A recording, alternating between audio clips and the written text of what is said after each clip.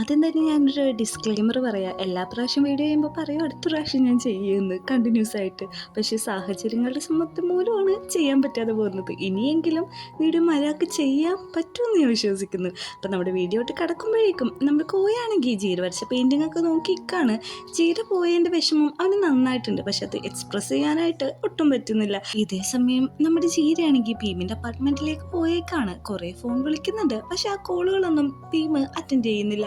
അവൻ്റെ കൂട്ടുകാരൻ ഒത്തിരി ചോദിക്കുന്നുണ്ട്, നീ എന്താണ് ഈ കോൾ അറ്റൻഡ് ചെയ്യാതിരിക്കുന്നതെന്ന്. അത് എടുക്കാതിരിക്കുന്നതായിരിക്കും എനിക്ക് നല്ലതെന്ന് പറയുന്നുണ്ട്. പക്ഷെ കൂട്ടുകാരൻ ഇത് കണ്ടിട്ട് അതൊട്ടും അക്സെപ്റ്റ് ചെയ്യാൻ പറ്റുന്നില്ല. താഴത്തേക്ക് ചെല്ലുന്നുണ്ട്.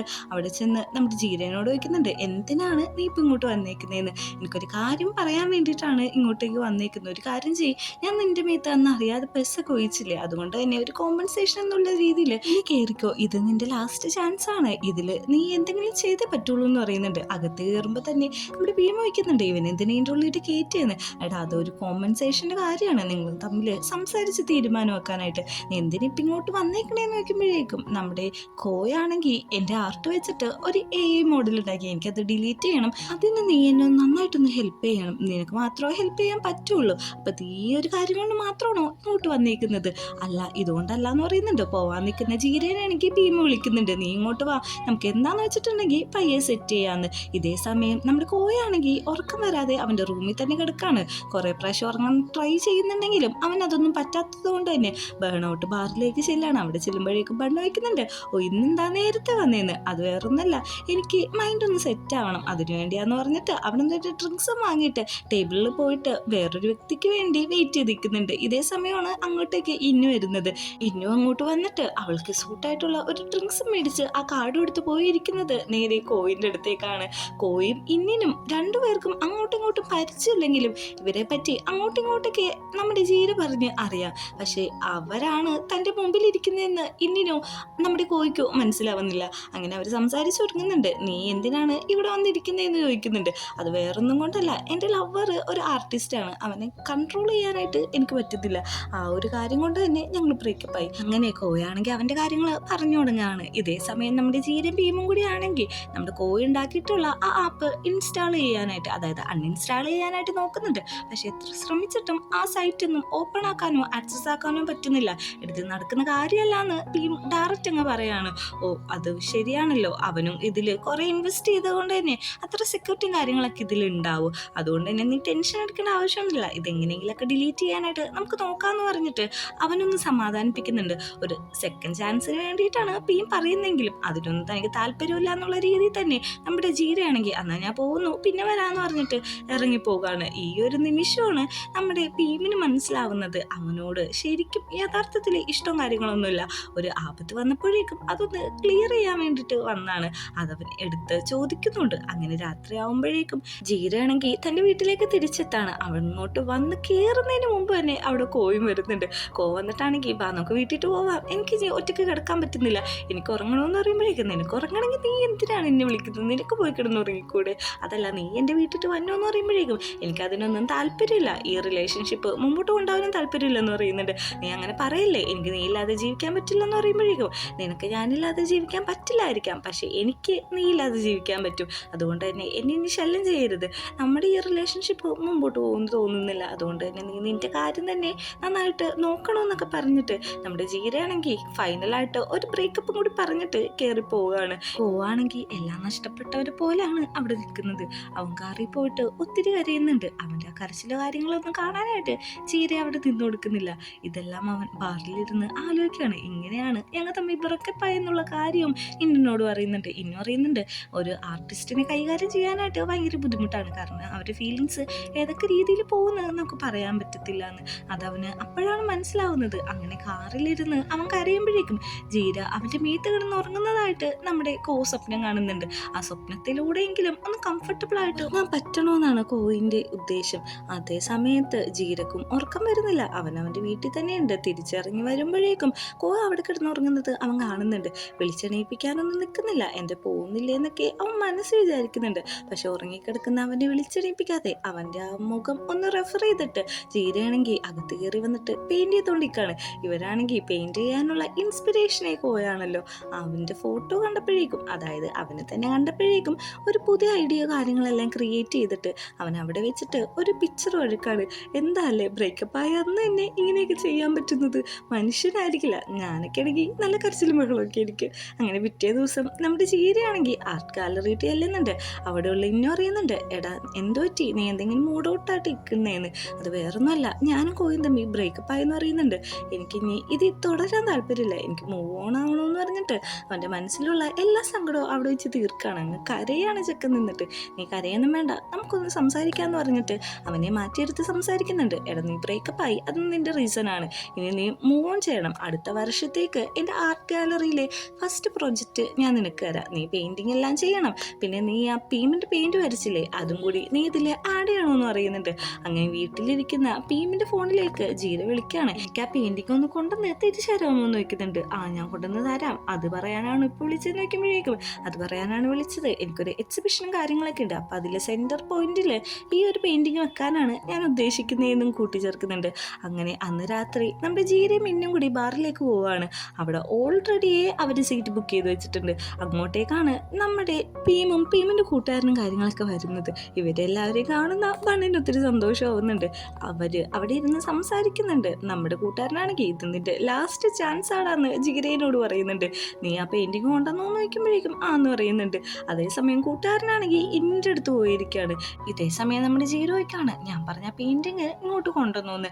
ഞാൻ കൊണ്ടുവന്നു എന്ന് പറയുന്നുണ്ട്. നീ അത് കണ്ടായിരുന്നു എന്ന് വയ്ക്കുമ്പോഴേക്കും ഞാനത് ആദ്യം കാണണ്ടെന്നാണ് വെച്ചത്, പിന്നെ അങ്ങനെ ലോക്കൊക്കെ ചെയ്ത് വെച്ചേക്കുന്നതുകൊണ്ട് തന്നെ എനിക്ക് കാണാനായിട്ട് ഒരു എക്സൈറ്റ്മെൻറ്റും കാര്യങ്ങളൊക്കെ ഉണ്ടായി. അതുകൊണ്ട് തന്നെ ഞാനും എൻ്റെ കൂട്ടുകാരനും അത് തുറന്നു നോക്കി. കാണാതൊന്നും ഇരുന്നിട്ടില്ല എന്നും പറയുന്നുണ്ട്. അങ്ങനെ ഇവർ അവരുടെ ഡീറ്റെയിൽസ് ആയിട്ടുള്ള കാര്യങ്ങളെല്ലാം സംസാരിച്ചുകൊണ്ടിരിക്കുകയാണ്. അതായത് അവരുടെ റിലേഷൻഷിപ്പ് ബ്രേക്ക് ആവാനായിട്ടുള്ള കാര്യങ്ങൾ, അങ്ങനത്തെ കാര്യങ്ങളൊക്കെ സംസാരിക്കുന്നുണ്ട്. ഇതേ സമയം തന്നെയാണ് പുറത്തൊരു ഒച്ച കേൾക്കുന്നത്. എന്താണ് അവിടെ ഒച്ച എന്ന് രണ്ടുപേർക്ക് മനസ്സിലാവുന്നില്ല. തിരിഞ്ഞു നോക്കുമ്പോഴാണ് കാണുന്നത് അങ്ങോട്ടേക്ക് കോ കയറി വരാണ്. കോവിനെയും കൂടി കണ്ട നമ്മുടെ പണ്ണ് വയ്ക്കുന്നുണ്ട്. ഇതെന്താണ് നിങ്ങളുടെ ഫ്രണ്ട്സിൻ്റെയൊക്കെ റീയൂണിയൻ വല്ലതും ആണോ എന്ന്.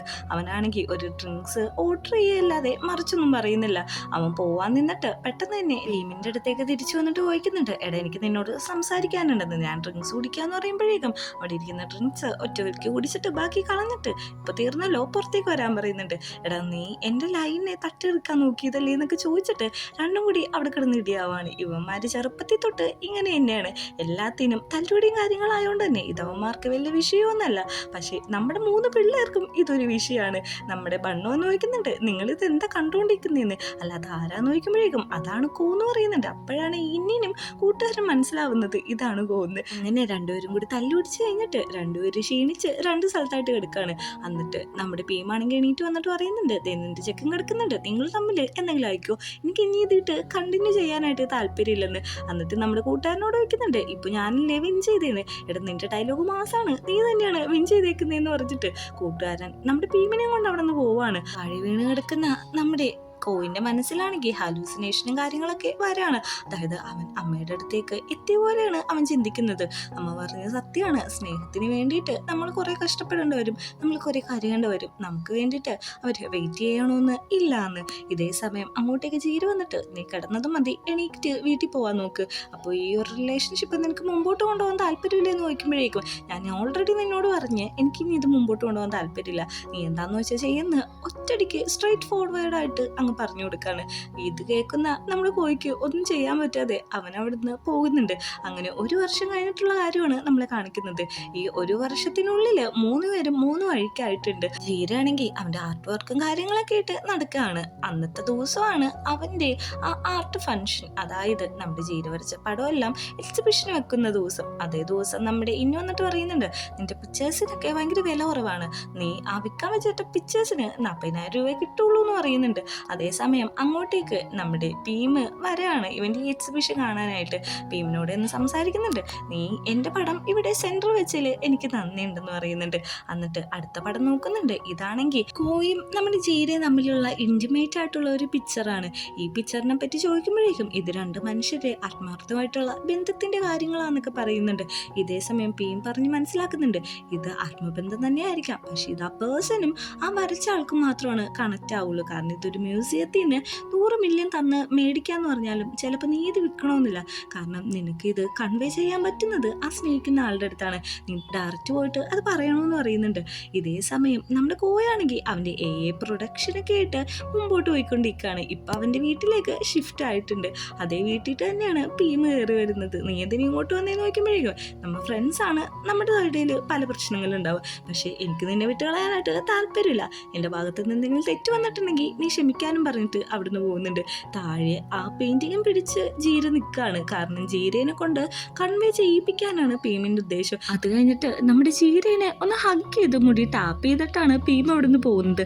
സത്യം പറഞ്ഞാൽ ഈ ഒരു സീൻ കണ്ടപ്പോൾ ഞാൻ ഭയങ്കരമായിട്ട് കരഞ്ഞു. ഇങ്ങനത്തെ ഒരു റിലേഷൻഷിപ്പിൽ അവസാനം വരെ എഫേർട്ട് എടുത്തിട്ടാണല്ലോ ആ വിട്ടു കൊടുക്കുന്നത്. അത് നമ്മുടെ ജീരയുടെ സന്തോഷത്തിന് വേണ്ടിയിട്ടാണ് അവൻ്റെ സ്നേഹം വേണ്ടാതെ വെക്കുന്നത്.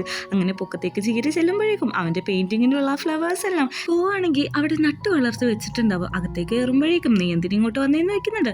ഞാൻ ഈ പടം സെല്ല് ചെയ്യാൻ വന്നതെന്ന്, എനിക്ക് ഇതിൻ്റെ ആവശ്യമില്ല എന്ന് പറയുമ്പോഴേക്കും ഇത് നിനക്ക് മാത്രമാണ് എനിക്ക് സെല്ല് ചെയ്യാൻ പറ്റുള്ളൂ എന്ന് പറയുന്നുണ്ട്. ഒന്നും മിണ്ടാണ്ട് ജീരയാണെങ്കിൽ അവിടെയുള്ള ഒരു വാളിൽ പോയിട്ട് ഈ പെയിൻറ്റിങ്ങും കാര്യങ്ങളെല്ലാം ഫിക്സ് ചെയ്യുന്നുണ്ട്. ഫിക്സ് ചെയ്ത് ഓപ്പൺ ആക്കി കാണിക്കുമ്പോഴേക്കും ഇവർ രണ്ടുപേരെ പെയിൻറ്റിങ് തന്നെയായിരിക്കും ഇത് നിന്നെ കാണിക്കാനുള്ള കാരണം എന്താണെന്ന് വെച്ചിട്ടുണ്ടെങ്കിൽ ഇതൊരു സീസൈഡ് പെയിൻറ്റിംഗ് ആണ്. കാരണം ഇതിൽ കുറേ മീനിങ് ഉണ്ട്. ഇതിൽ വരച്ചേക്കുന്ന ഫ്ലവേഴ്സ് എല്ലാം സീൻ്റെ അടിയിൽ മാത്രമേ ഉണ്ടാവുള്ളൂ. പിന്നെ ഈ ഒരു വർഷമായിട്ട് നീ എൻ്റെ ബാൽക്കണിയിൽ വന്ന് കിടക്കുന്നതും താഴെ കാർ പാർക്ക് ചെയ്തിട്ടേക്കുന്നതെല്ലാം ഞാൻ ശ്രദ്ധിക്കാറുണ്ട്. ചില ദിവസങ്ങളിൽ ഞാൻ കാറിൻ്റെ ഉള്ളിൽ നിൻ്റെ ഒപ്പം കയറിയിരിക്കാറുണ്ട്, നിൻ്റെ ഫേസ് നോക്കാറുണ്ട്, നിന്നെ കിസ് ചെയ്യാറുണ്ട്, നിൻ്റെ ഒപ്പം ഇരുന്ന് കരയാറുണ്ട്. പക്ഷേ ഇതൊന്നും നീ അറിയാറില്ല. അതേസമയം നീ നല്ല ഉറക്കത്തിലായിരിക്കും. അങ്ങനെ അവൻ്റെ മനസ്സിലുള്ള കാര്യങ്ങളെല്ലാം പറഞ്ഞ് അവിടെ ക്ലിയർ ചെയ്യാണ്. ഇത് കേൾക്കുന്ന കോയിക്കാണെങ്കിൽ പിടിച്ചിരിക്കാൻ പറ്റാതെ അവനും വന്ന് അവൻ്റെ മനസ്സിലെ കാര്യങ്ങൾ പറഞ്ഞ് അതോടെ അവിടെ പ്രശ്നങ്ങൾ സോൾവ് ചെയ്യാണ്. ഈ ഒരു വർഷമായിട്ടും അവരുടെ ഇടയിൽ നല്ല ബോണ്ടും കാര്യങ്ങളൊക്കെ ഉണ്ടായിരുന്നു എന്നാണ് ഈ ഒരു സീനും കൊണ്ട് കാണിക്കുന്നത്. ഇനി എന്തൊക്കെ വന്നാലും നമ്മൾ തമ്മിൽ പിരിക്കാനായിട്ട് ആർക്കും പറ്റില്ല എന്നുള്ള ഒരു സീനും കൂടി കാണിച്ചിട്ടാണ് ഈ സീരീസ് അവസാനിക്കുന്നത്. ഇതൊരു അടിപൊളി സീരീസ് ആയിരുന്നു. ഇതിനെപ്പറ്റിയുള്ള നിങ്ങളുടെ അഭിപ്രായം എന്തായാലും കമൻറ്റ് ചെയ്യാൻ മറക്കരുത്. പുതിയൊരു സീരീസ് ആയിട്ട് നമുക്ക് പെട്ടെന്ന് തന്നെ വരാം.